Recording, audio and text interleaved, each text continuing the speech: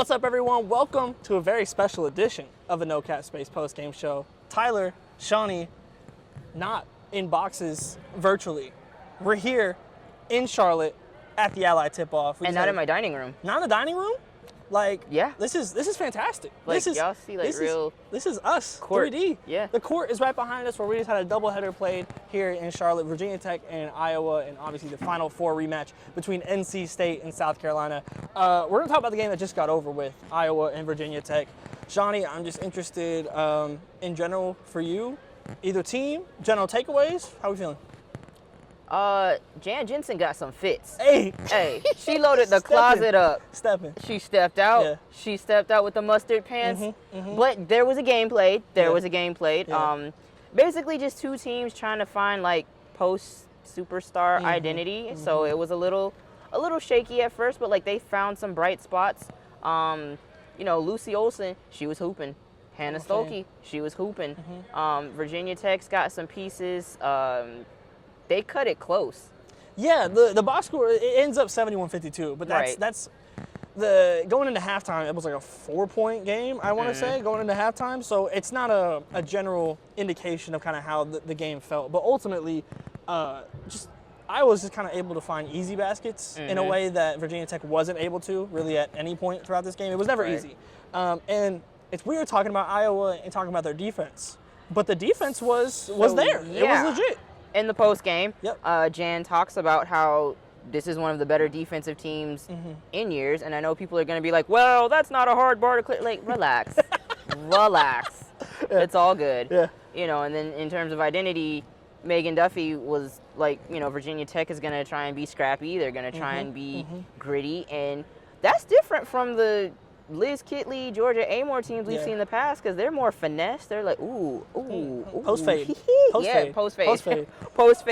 But like, she's like, we're gonna get in there and we're just gonna make it ugly. Right. So both teams getting, you know, a little dirtier than previous years. So this should be an interesting year. Yeah, no, I'm excited to see it. You mentioned the post game, and it's interesting, especially these two teams matching up in this way, because these are two teams that are in very similar situations. Obviously, a new coach, different in the sense of, you know, the coaches before them, but ultimately speaking, this is what live is being like. Right. But ultimately speaking, new coach, you lost, you know, your star players that you had been building around, and you go into this year with a lot of stuff to learn. Right. And so we asked both of the head coaches that we both have on, both friends in No Cap Space as well, just to throw that in there.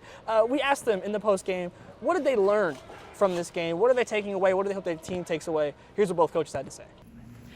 Tyler DeLuca, No Cap Space. Coach, you mentioned kind of at the beginning of this very similar situations between Iowa and Virginia Tech, the new coach taking over, losing some players. I'm just interested, you mentioned also kind of learning and growing in this process. For you individually, as you watch this game, what did you learn about this team tonight in this game? Yeah, you know, I think that's the thing is like, you know, people always ask, you know, how you doing, what's it like? And it's being in the head chair is, you know, strangely similar, strangely different, right? And I'm constantly learning and critiquing what I do and what I don't do well. But I think what I learned tonight is that, you know, they were pretty hard-nosed, you know, like it probably wasn't the prettiest of games, but when you win it, it's gorgeous, right? But I'm smart enough to know that it was a really herky-jerky when we were up. But I really had never put him in that position. I was thought back, you know, I was wanting them to milk the clock and then make something. And then I kept going to like, well, let's run this, run that. And so their flow wasn't that great, but we haven't practiced that. So I learned that, you know, I need to learn what I really want in those situations. But I think what I really like about this group, I'm just so thankful because I couldn't have had a better group. I've said this a lot, to have a crack at it. And they just deserved the moment. Not that Vatek didn't, we're all biased, but they really made the adjustments at halftime. We really asked them to do some different things and they did it. And I was really, really thrilled to see Addison O'Grady, our 44, you know, 9 for 9. You know, that kid has never been in that type of a role. So just those things when you come, it really don't matter about the win or the loss, but to see a kid grow and get that confidence, I think that might be my favorite part of coaching. But that's what I learned tonight. I saw some resiliency. I saw some, you know, meeting the moment and beating the moment. And so, I mean, it's gonna go all over, right? But anytime you can get I mean, it didn't get any better. You have a really good opponent on a neutral floor. That is just a great experimental time. So I'm happy for them. Yeah, I just didn't put 40 minutes together. I thought we had some great moments. You know, that first and third quarter defensively really hurt us. You know, giving up 26 points and then 22 points is really not what we're looking to do. I thought a little bit of some foul trouble hurt us a little bit. I thought we were tentative at times, and then there were some great moments. Being able to cut the lead, going into halftime, we were excited about that. They were energized. They were feeling good about where they were, and but we took a couple punches early in that third quarter. So I think this is a young team, and some of our vets are in new roles. So trying to figure out that consistency, I thought we saw just a couple uncharacteristic things from a few of our players, but that's what we're going to go back tomorrow and kind of watch the film. And some of the things Carly was saying, we knew they were going to pack the paint with some big bodies, and we had to move it and share it at the right time, and being able to hit some of those threes a little better. 5 for 24, I think we're better than that, and I think that could have been a little bit of the difference. So you heard from the coaches that are now entering these new eras, but we saw some players from some of the old eras here as well courtside. Kate Martin, the Martin Martinis were in the building. Yes, You had yes. Gabby Marshall as well from Iowa, and then, as previously mentioned, post-fade queen. Yes. Liz Kitley was also here. It was super dope just seeing them. Like it's weird now, like as we've seen these players and go through it all with these schools, and now they're like the vets and like coming back. Yeah, it's weird. It's weird for me to see. It was even weirder not seeing them suit up, because I'm kind of Yes. when Like, I what think are of y'all doing? Iowa, it's like obviously Caitlin Clark, but also Kate Martin is right there with it. who was she passing to? Yep. Who was passing to Yep. her? Like, you've gotten to know these people through her for Yep. a couple years. And, at Virginia Tech, it was really it's really Liz Kitley. Like that is even more so. Like, why are you not on the court? What are you doing? Now? Yeah, it was weird. Did you know there was a game today? Like, Right. come on. But like, it meant a lot to the players. They all spoke on that, on what it meant to see them in the stands, and especially Virginia Tech, because they're respectfully, who else is coming back? Right. No, it's like Liz Kitley's in the rafters. Like yeah. She is the Virginia Tech legend. So, for her to come back during a new administration, Yep. the players spoke and said, like, no, pause. That's not.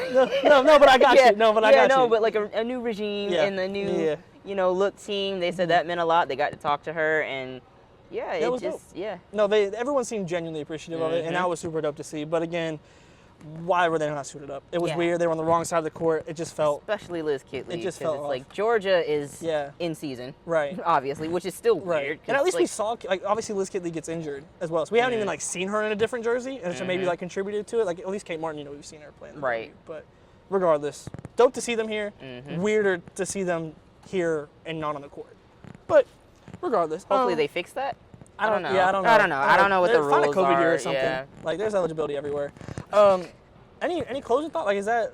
I mean, like I said, I think these are just two teams that are really genuinely figuring themselves out. And Right. I think Iowa is certainly ahead in that race. And Right. I think that this game showed that with Lucy Olson. One thing I did want to point out about Lucy Olson is, obviously, the idea is, okay, we get Lucy Olson because Caitlin Clark leaves. And I think it's very easy to make that comparison and be like, okay, what is she doing that Caitlin did or vice versa? But one thing that is very, very different is the mid-range game that Lucy Olson does have. It's just a new way of playing with Iowa. And it's also interesting because they lost a lot of their floor spacers as well, that are at least like established floor spacers. So they're looking to kind of establish floor spacing while also kind of integrate the mid-range into an Iowa offense that we just haven't seen really in the entire Caitlin Clark era. We didn't really see her take consistent mid-range jump shots. So that's something I'm really interested in watching. But she has a mid-range bag, and if you're listening, which I know you are, I need you to pull it out. Yeah. I need you to go ahead and hit the middies. We've been asking Go for ahead, it. like that's unrelated to anything we're talking about. But like if Caitlin, you're listening, get the middies pull going. up the midi. Well, yeah. I mean, I'm excited. I really am genuinely excited to see, especially the Iowa team, because they have like Hannah Stolke is a very, very good player. Lucy Olson is a very, very good player. Like these they have talent on this team, and I'm very interested in seeing how it kind of continues to develop, and especially their defensive identity, because that is kind of what Jen Jensen in the postgame talked that they had been working on, was like, look, we don't really know what our offense is going to look like, but we do know what we can handle. It's kind of controlling the controllables of it. and the defense looked solid. Like they were, like it was functional. It was gritty. Like not words we've been able to describe an Iowa defense as ever. I mean, but like when your best defense is outscoring people. Okay, yeah, get your hey, I'm with it. You know what I'm saying? So you don't have that luxury though. Right. Like when somebody can drop 30 a night. Yep. Defense isn't optional per se, but it's like, I'm just gonna outscore you. You can outscore, and I don't think they have that luxury. Yeah, anymore. and it's like as your defense travels, obviously, and then especially as you're figuring yourself out and figuring out your new offensive identity, and people, because we're seeing like people experiment with different things, like you said, we're seeing the mid-range become more of a thing. We saw earlier in the season Hannah Stokey pulling three.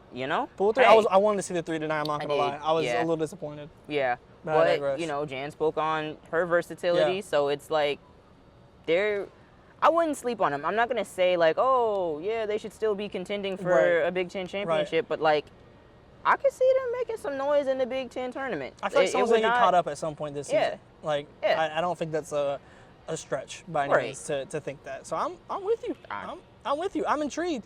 One thing that was also interesting, and all the coaches really have spoken about this, is how dope the Ally tournament has been. But you know what the dopest part about it to me was? What? Seeing our friends here at home field. Ah, yeah. Who were here. I got the shirt on. The merch, I don't have it's under the Malcolm X. I'm not. Yeah, I feel you. But no, they were here. The get the video pulled. The merch stand was dope. We met the people at home field in person. Dope. You know what the best part about it is? Is you can still use code NOCAT15 and get 15% off your first home field order. It doesn't expire. It never does. Just for your first order. Link's in the description below. Use that. We saw so much of the merch in person here as well. It's all genuinely fire. Like, it really, really is, like, genuinely. We were seeing teams that, like, we saw Iowa's for the first time tonight. I don't think we had seen that any of theirs. That joint was cold. Yeah, I ain't gonna hold you. Tough. It was tough. So, ooh, my goodness. Shout out genuinely to our friends at home field. Use the code NOCAT15 in the description below. And let me just tell you, because again, y'all can't see it, but like this is one of the softest shirts I own. I have like 5 shirts of this material, some of home field, some not, but like this material is fantastic. Yeah. It feels like cashmere on the skin. So I encourage you to use that code. They use the good stuff. Yeah, I mean, college season in full swing, and we're seeing big games, and this is one of the biggest games that we've seen so far this season was the Final Four rematch between number 9 NC State and number 1 South Carolina. I think for me, coming into this game, the biggest question mark for me was they didn't really have that. We've seen a decade now of just like dominant back to the basket post play, and we didn't see that against Michigan, and we saw them rely on the three-pointer in a way that we hadn't seen before. We've seen them rely on the guards in a way that we haven't seen them rely on them before.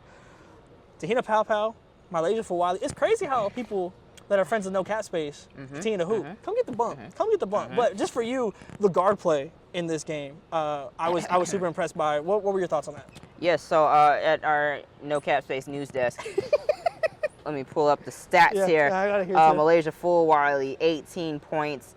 Tahina Paopao, who, if you followed me, you know, this is also... This is long. This has been a long time.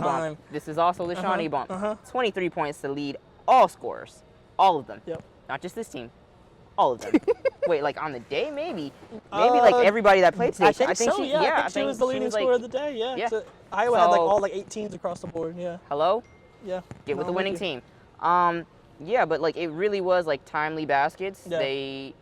I know Tahina's been talking about like being selective and picking her spots, and tonight it was like, oh, I got to go to this spot because we need a basket. Yep. And I really enjoyed seeing that because that's one thing I'm kind of like, you got to go, sister, because it's almost draft time. We got to get that stock up. Yep. I'm already pushing. I'm already starting the first round. We're not going to Dallas. So, Greg Bibb, if you're listening too, which I know you are, stay away. Tahina Paopao, you are in New York Liberty. Why would you say that when I'm close enough to fight sense. you? Why would you say that when I'm close enough to fight you? Sense. Why would you say that in person when I'm close enough to fight you? I'm just anyway, saying, it makes sense. This is draft year, so I'm really glad to see that. Again, Malaysia, I need to see more minutes. I want to see all the minutes. Let Wiley hoop. Every time I feel like we get a highlight play, she gets taken out the game. And like we have yet to see. Honestly, I don't. Unless I'm forgetting from last season. I don't know if we've seen a full Wiley takeover of a game. Like It's there's like a been like long there's like spurt. mini stretches, Right. But like I want to see like a full on like she can't Start miss. from finish. And we see like Start to the finish. embers happening. We haven't really seen her catch fire, and I don't think that's any fault of her own. Right. And that's also kind of just like the South Carolina formula. You have so many players, like you don't want to not use them. So I understand it, but just one time. Yeah. I just want to like And green this is, light. like, go. purely from a fan perspective, like deviate from the formula because we know like traditionally it's very even killed, very very well balanced box scores. F all that. Let her cook. Let her cook until she's out of ingredients. Yeah. I want to see everything in the bag. Yeah. And like now is the time to do that. So it's like I get it. You want to build good habits. You want to. I understand why. Selfishly though, no. I want Let her to cook. see her hoop. Like I really just want to see like Unleash the full Wiley. an unchained like just Like go. Go. That's what I'm looking for. And another like this was just another. There were times like in the half court where I was like, ooh, South Carolina needs a bucket, and for Wiley's on the bench, you know. And I think that's where Pow Pow stepped up several times. Actually, was like in the half court where I think you said Pow Pow hero ball at one point, but it was like Necessary. not in a bad way. Like it was like something we honestly kind of been waiting to see in a way. Like This just is like, how I win. This is how you win. But no, I obviously there was no Chloe Kitts tonight, which is important to know. It sounds like it's just gonna be a one game. Yeah, she said that post game. Yep. It's just gonna be a one game thing. So one game thing. Again, it's weird seeing a South Carolina team succeed via their guards because there was the only two players in double figures were Tina Pow Pow and Malaysia for Wiley for South Carolina. Yeah, and let me just make note. I think that's a for right now thing because Joyce Edwards is coming. Bro, seeing her in person, Yo. the power that she posts up with, she be moving people before she gets the ball, before she makes a move. And like part of that is because she gets up and down that floor. I mean, in you've no been watching her time. since high school. Yes. You've been on. Yes. I was at the Chick-fil-A Classic and saw her and Malaysia go at it. I was at the other tournament they had at Keenan, saw her and Malaysia go at it again, and then like Flage was there and good tournament. We need more of those high school tournaments. Come on, sign us up. Just so we can do that. whoever's listening, because I know you are. Yeah, Chick-fil-A, whoever it is. Yeah, you know, we need more girls' high school tournaments nationally. Yeah. But anyway, just watching her energy, it's like a very Angel Reese-esque motor. The way I like she that. just keeps going.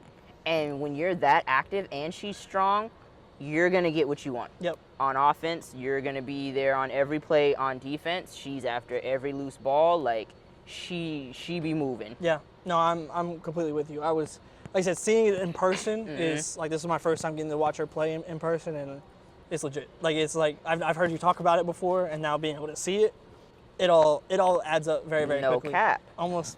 Hello. I do want to pivot over to NC State. The biggest thing that stood out to me, the lack of shot attempts from Sanaya Rivers. And I don't know, and we were discussing as we were watching the game, if it's her trying to grow into more of a facilitator role or what it was exactly. I couldn't exactly pinpoint it during the game. But she ends the game with 7 shot attempts. And I believe at halftime she had 2. Yeah. And that's not good enough for me. 7 rebounds, like, though. No, and that's the thing is like she was active. Like she had the ball in her hands. She was getting the ball in her hands. And like I said, I don't know. It felt like a decision not to shoot. And Sanaya is just too good. She's too good to be doing that. And Yeah. that's so Because it's like 1 assist, so it's like right. Like and like especially like they bring the game back in the second half to a 9-point game, and because the third quarter is where it really got bad. Like South Carolina had a lead going into the half, but the third quarter, similar to the Final Four game, is where it got messy. But then they actually clawed their way back into it as opposed to the Final Four game, and that's when I was like, okay, Sanaya, your team is here, like go be an asshole and like not in like in a bad way, but like literally just go get the ball and do it because we know you can, you know. And so that's what I was hoping to see, kind of a Sanaya takeover at some point. And like I said, I don't know exactly what to attribute that to, honestly, because I don't think it's a mentality thing for Sanaya. No. I've never gotten that type of idea, but it genuinely looked like she, because I think she's been on our show. Come on now. You know. And we're not even doing this on purpose. Yeah, you know, like she mentioned that's Just an wanted to area be a she wanted- facilitator, yep. Yeah, wanted to grow her game. So Yep. to me, it looked like she was making a conscious effort to like, okay, I need to make sure, because there were times when she's not really looking at the basket. She's looking to see the floor, and I'm like, no, go. Yeah. Go. Yep. We'll do that later. Yep. I get what you're doing, but we'll do that later. Just hoop. Yeah. Just so, you know, and it's like, those are the type of growing pains when you're trying to grow as a player and expand your skill set. So I get it. Yeah. You know, I see the excuse me. vision of it. It's just, I want her to take the reins at some point and know when your star player has to be your star player. Right. And that's what I was kind of waiting for, and we never really got in this game. Because, I mean, to her credit, though, like, I get why she would try to pass Yeah. to who she was passing to, because the guards was hooping. No, the guards are good. And NC State's really interesting to me because NC State has several guards that are very similar and are kind of your prototype hooping guards, you know, like where it's just like they'll go, like they'll get into the paint. We saw a couple moves where we're like, oh, whoa, like, you know, like, I see. but like that's like the mentality to do those moves, to go in and kind of go into the mess of the defense in the middle. If Malaysia would do that, Look, that's I what I'm wouldn't saying. be mad at And like it. that's what I'm saying. And like I honestly wasn't even mad at it with a lot of NC State because they are very capable of doing that. Right. You know, your Isaiah James, your Zoe Brooks, like those are players that can absolutely go and do that. So I wasn't even necessarily mad at it. It's just interesting trying to figure out what is the NC State formula, because they don't have a ton of 3-point shooting. They obviously, to your point, like with Sanaya kind of going into the facilitator role, figuring out how to make life easy for themselves. Because that's what it has never felt like. And obviously you're playing against number 1 South Carolina. Things aren't going to be easy for just about any team in the nation, especially for an entire game. It's just not going to happen. Right. So it's not even a knock for a season-long thing that I think is unfixable. But I am just interested in seeing as they go forward, how do they make life easy for themselves? Because tonight, nothing looked easy. Right. And I attribute a lot of that to South Carolina. But I am interested in just seeing what that looks like going forward. Same. I'll say that their post players they held their own. Yeah. Like, they truly held their own. So I think that is an encouraging thing, because if it's one thing South Carolina has, it's post depth. Yeah, no, literally. And I mean, like, the one thing, they did get killed on the boards, admittedly.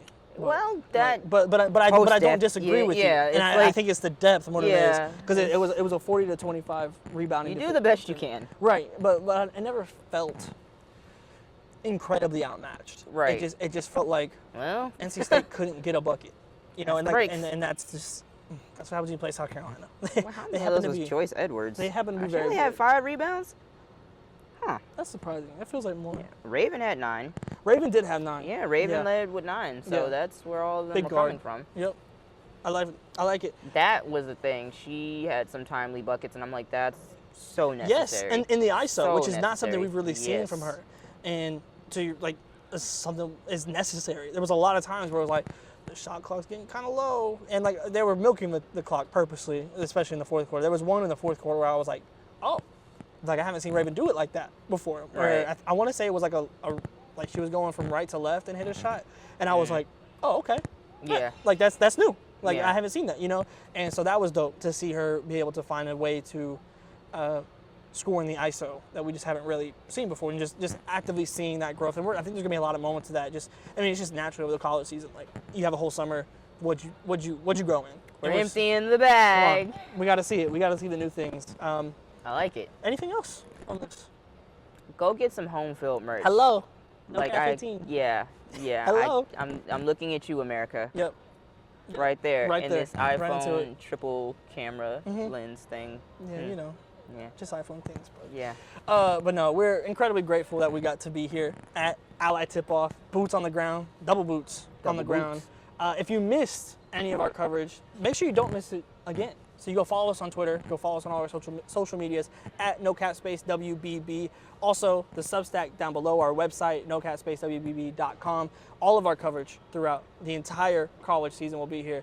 Make sure you like, subscribe, comment. All of it helps and goes a long way and helps us get to do stuff like this where we have a whole court behind us and we have boots on the ground and we get to do more cool things for you and cover the game that we love in the way that we love. So thank you guys for watching. Hit all the links down below and we'll see you next time.